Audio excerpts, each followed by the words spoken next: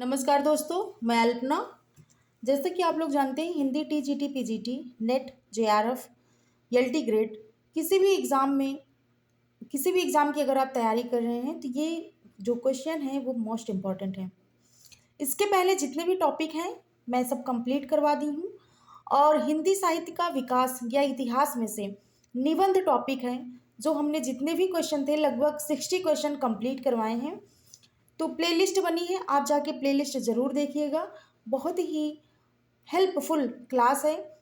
आपकी उस निबंध चैप्टर से कम 3 से 4 नंबर आपके ज़रूर मिलेंगे, क्योंकि मैंने जितनी भी व्याख्या है प्रश्न की, जो भी व्याख्या मिली उन व्याख्या को भी आपको बताया है। तो कभी क्या होता है कि उस व्याख्या से भी क्वेश्चन पूछा जा सकता है। ये दूसरा टॉपिक है आपका। कौन सा टॉपिक है ये दूसरा टॉपिक है, और ये टॉपिक है नाटक एवं एकांकी। अब इससे जितने भी क्वेश्चन बनते हैं प्लस मैं जो भी व्याख्या दी गई है उस व्याख्या को भी कंप्लीट करवाऊंगी। आप व्याख्या को भी पढ़ा करिए, उस व्याख्या से भी आपके क्वेश्चन पूछे जा सकते हैं। तो टाइम न वेस्ट करते हुए शुरुआत करते हैं। और अगर आपको अच्छा लगेगा तो चैनल को लाइक सब्सक्राइब करिएगा, बेल आइकन प्रेस करिएगा, ऐसे ही रोज़ वीडियो पर डे वीडियो पाने के लिए। जब तक आपका एग्ज़ाम होगा तब तक मैं पर डे वीडियो 2-3 बुक्स मेरे पास हैं, वो मैं सब कंप्लीट करवा दूंगी। तो चलिए शुरुआत करते हैं नाटक एवं एकांकी। पहला प्रश्न है कि निम्न में से कौन सा सही सुमेलित नहीं है। क्या पूछा गया है? नहीं। इस पर ज़्यादा ध्यान देना है, नहीं पे। तो ए है माधवी मोहन राकेश, द्रौपदी सुरेंद्र वर्मा, मादा कैक्टस लक्ष्मी नारायण लाल, डी रक्षाबंधन हरिकृष्ण प्रेमी।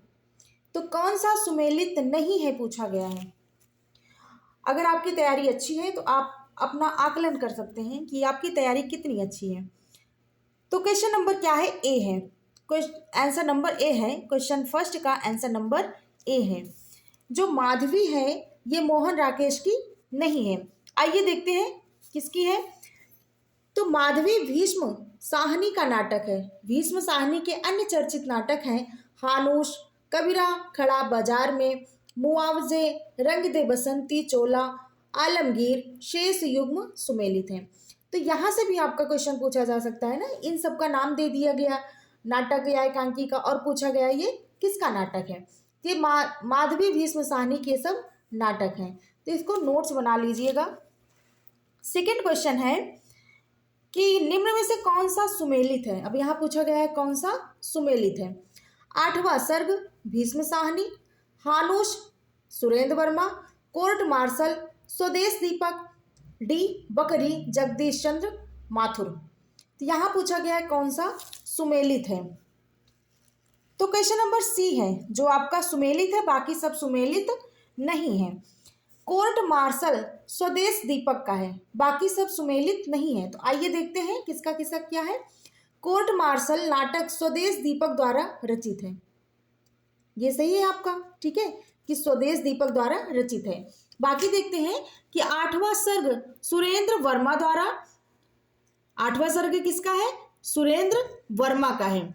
हानूश जो है भीष्म साहनी का है, तथा बकरी सर्वेश्वर दयाल सक्सेना द्वारा रचित नाटक है। तो यहां से भी आपका क्वेश्चन पूछा जा सकता है। थर्ड नंबर है कि संभवाम युगे युगे नाटक के रचयिता हैं। ए जी.जे. हरजीत, बी मनमोहन ठाकुर, सी विष्णु प्रभाकर, डी परिणीता। दिल्ली केंद्रीय विद्यालय पीजीटी परीक्षा 2015 में पूछा गया। आंसर नंबर इसका ए सही है, जी.जे. हरजीत। चलिए थोड़ा सा देखते हैं इसकी जो व्याख्या है। संभवाम युगे युगे नाटक के रचयिता जी.जे. हरजीत हैं। इनका यह नाटक सामाजिक एवं पौराणिक नाटक है जो सन 1980 में प्रकाशित हुआ था। इस नाटक को कर्नाटक सरकार से पुरस्कार भी प्राप्त हुआ था। ठीक, ये पूछा जा सकता है कि कौन सा नाटक है। तो सामाजिक एवं पौराणिक नाटक है। किस सन में प्रकाशित हुआ? 1980 में। कौन से सरकार द्वारा इसे पुरस्कार मिला? तो कर्नाटक सरकार द्वारा। इतने सारे क्वेश्चन इसी 3 लाइन में आपको मिल गए। अन्य महत्वपूर्ण टॉपिक है कि हरजीत जी ने कन्नड़, अंग्रेजी तथा हिंदी भाषाओं में नाटकों की रचनाएं की हैं। रंगायन, खरगोश की नौकरी इनके एकांकी संग्रह है। मोस्ट इंपॉर्टेंट है ये। हुमायूं उत्तर मृच्छकटिका, एक ही पहिए की गाड़ी, रेल सत्याग्रह, खामोश, इमरजेंसी जारी है, एक और विक्रमोर्वशीय, ओह यूनिवर्सिटी, सम्राट स्कंदगुप्त, प्रिंसिपल परशुराम, विद्रोही, एक संघर्ष, कथा, वैतरणी के पार आदि इनके अन्य नाटक हैं। तो क्या आपको लगता है कि जैसे सेम टू सेम क्वेश्चन पूछा गया कि संभवाम युग युगीय नाटक के रचयिता कौन है, क्या ये बार बार रिपीट होगा? नहीं। अब ये सब ये व्याख्या में जो दिया गया है अन्य महत्वपूर्ण तथ्य में, इसमें से कोई एक पूछा जा सकता है, तो आपको ये याद करना जरूरी है। हाँ, इतना हमें जरूर मिल जाता है कि अगर ये ऐसे क्वेश्चन इनसे पूछे गए हैं तो आगे भी ऐसे पूछे जा सकते हैं, लेकिन सेम टू सेम पूछे जाए ये कंपलसरी नहीं है।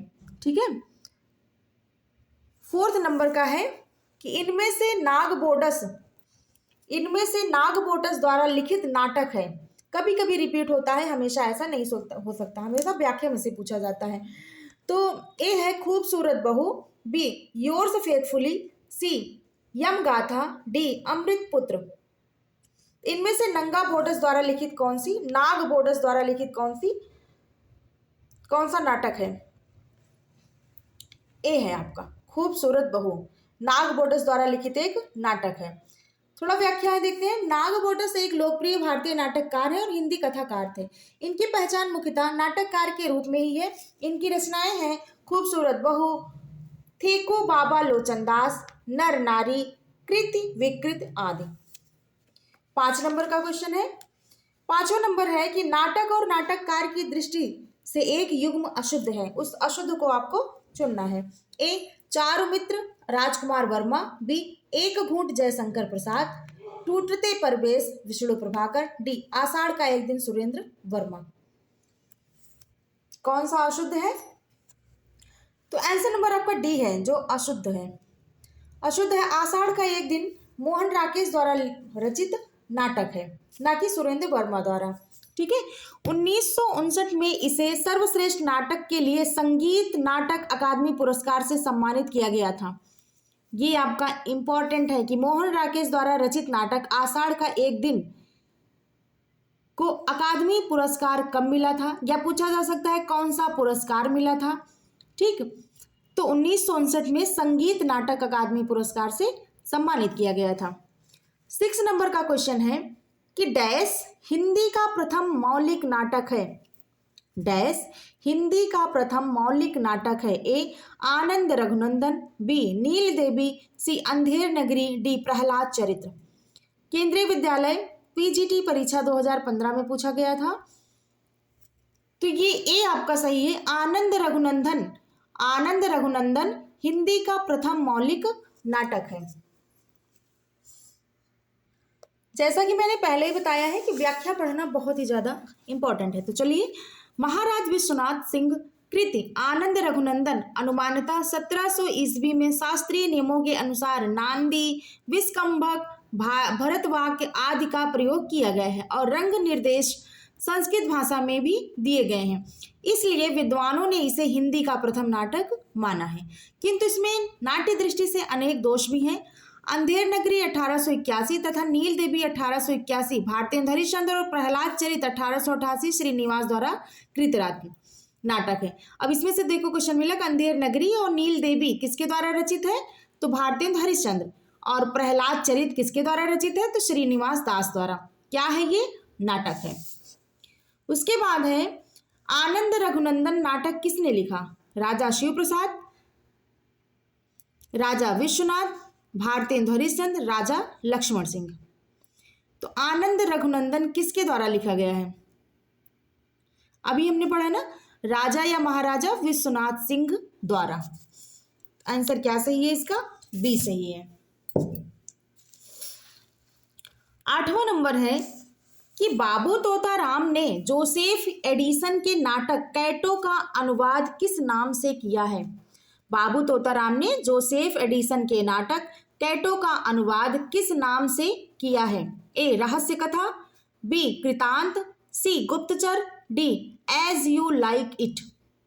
केंद्रीय विद्यालय पीजीटी परीक्षा 2015 में पूछा गया क्वेश्चन है। आंसर इसका बी सही है, कृतांत में किया है। कैटो का अनुवाद किसमें किया है? कृतांत में किया है। आपको ऐसे पूछा जा सकता है कि कैटो का अनुवाद कृतांत में किसने किया है? तो बाबू तोता राम ने। बाबू तोता राम ने जोसेफ एडिसन के नाटक कैटो का अनुवाद कृतांत 1879 शीर्षक से किया था। 9 नंबर का क्वेश्चन है कि इनमें से किसे सर्वाधिक साहित्यिक नाटक लिखे हैं? इनमें से किसने सर्वाधिक ऐतिहासिक नाटक लिखे हैं? ए मोहन राकेश, बी जयशंकर प्रसाद, सी लक्ष्मी नारायण लाल, डी सुरेंद्र वर्मा। ऐतिहासिक नाटक किसने लिखे सबसे ज्यादा? जयशंकर प्रसाद ने लिखा है। किसने लिखे हैं? जयशंकर प्रसाद ने।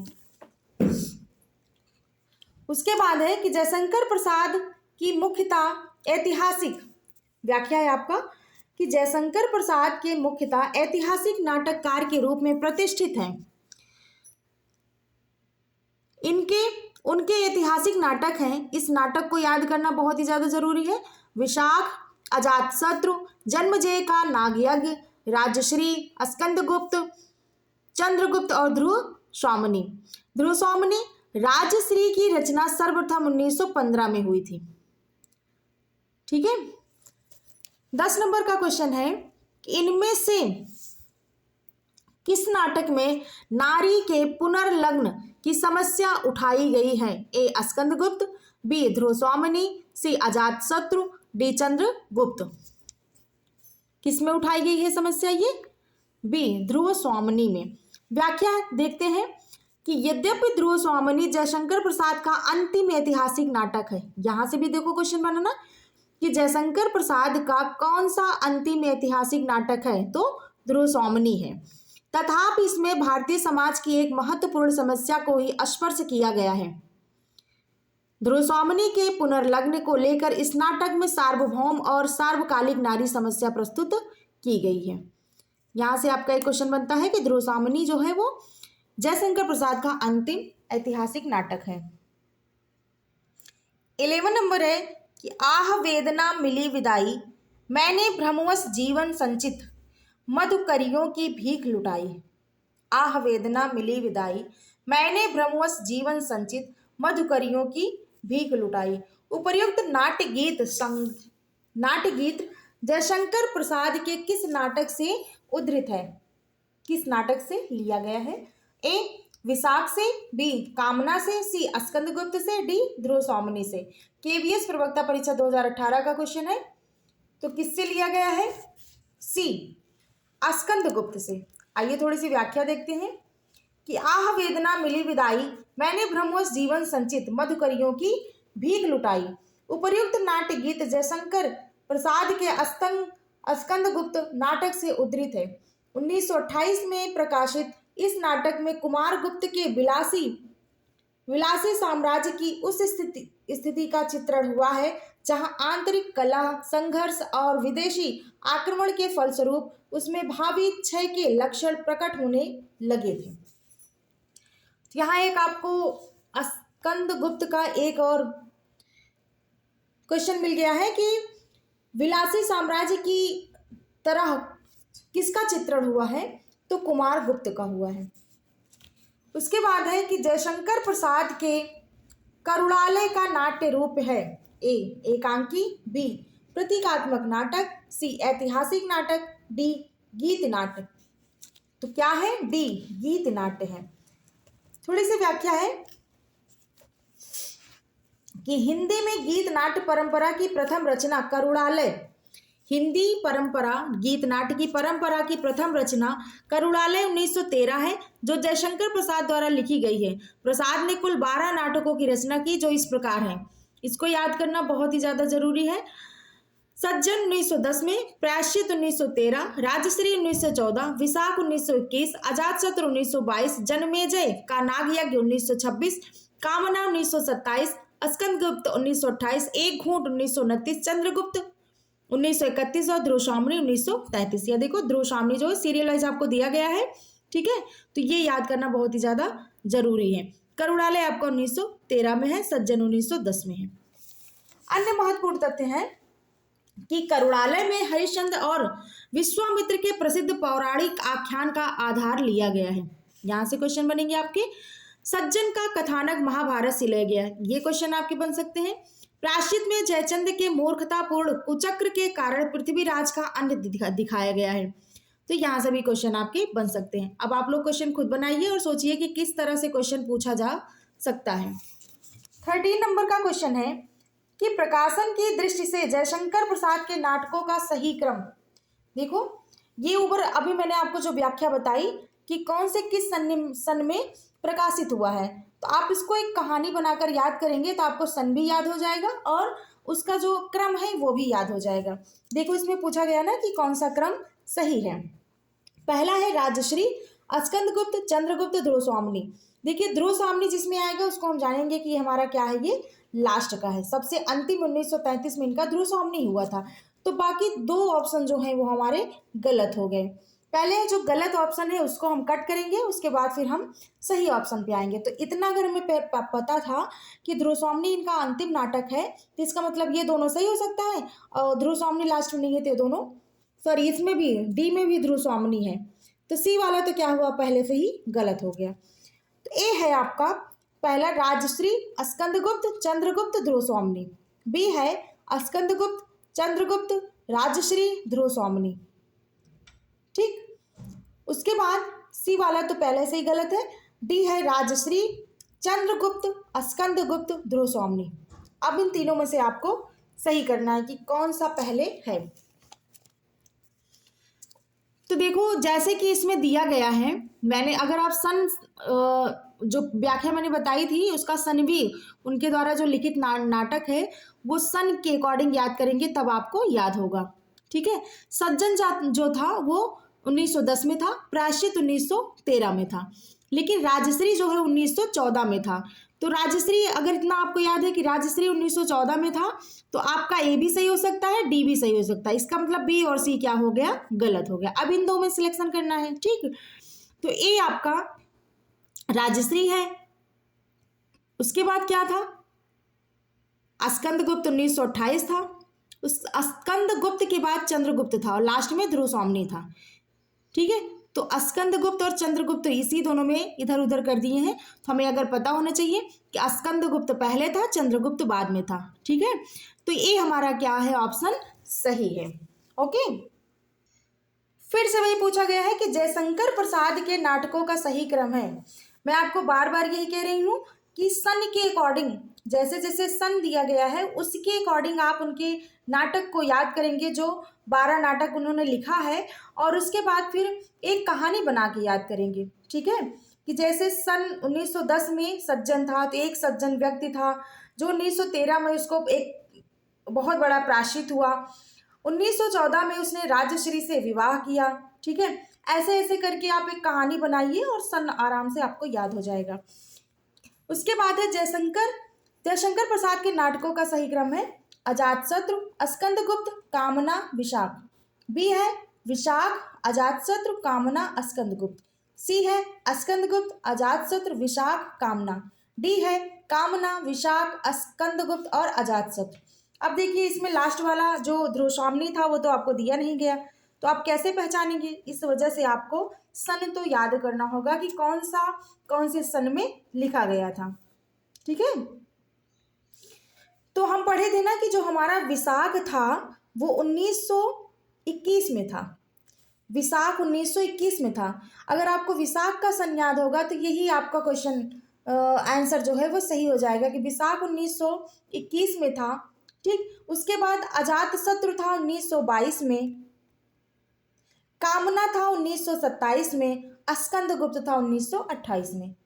कुछ सोचने की जरूरत नहीं है, तो बी आंसर आपका क्या है, सही है।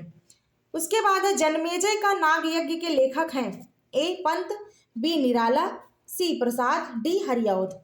आंसर नंबर सी सही है, प्रसाद। देखिए दोस्तों, 15 क्वेश्चन हमने आपको यहाँ कंप्लीट करवाए हैं। और भी अगर क्वेश्चन आपको चाहिए, ठीक है, व्याख्या सहित, तो प्लीज चैनल को लाइक, सब्सक्राइब और बेल आइकन प्रेस करिए। कमेंट में हमें बताइए कि आपको क्वेश्चन कैसे लगे हैं। ऐसे ही व्याख्या सहित तैयारी करने के लिए प्लीज सब्सक्राइब करिए और शेयर जरूर करिए। और भी लोगों तक पहुँचाइए कि जिनकी तैयारी और अच्छी हो जाए। तो बहुत बहुत धन्यवाद वीडियो देखने के लिए। जय श्री राधे।